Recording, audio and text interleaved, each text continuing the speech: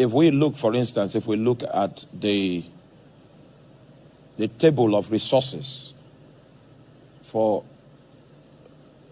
those of us that are Nigerians, and we look at the table of resources, I study those things because once upon a time, I was in the oil industry. So we have a little idea of the resources that this nation has, especially in terms of oil and gas. Because of our participation in oil and gas, we were also interested in our total mineral capacity.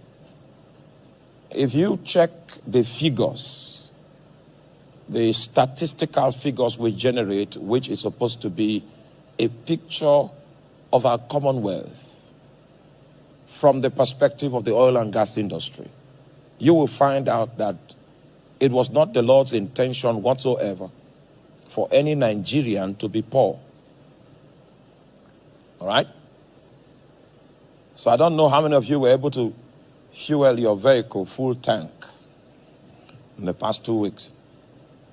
Because I hear that, in fact, some of the prophets in the round table have given us some insight that has to do with rise in fuel prices to a demonic level.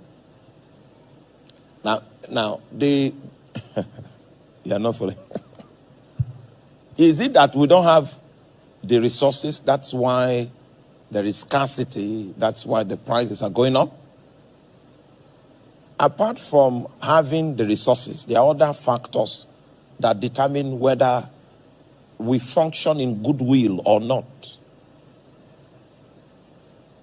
The other day, I was trying to itemize some of the things that we did wrong in the past as a nation that is responsible for our current situation.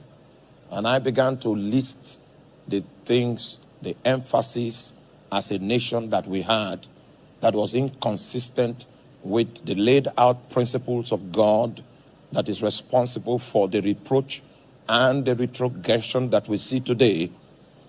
As I started preaching that, a lot of my colleagues, pastors in the ministry, attacked me seriously.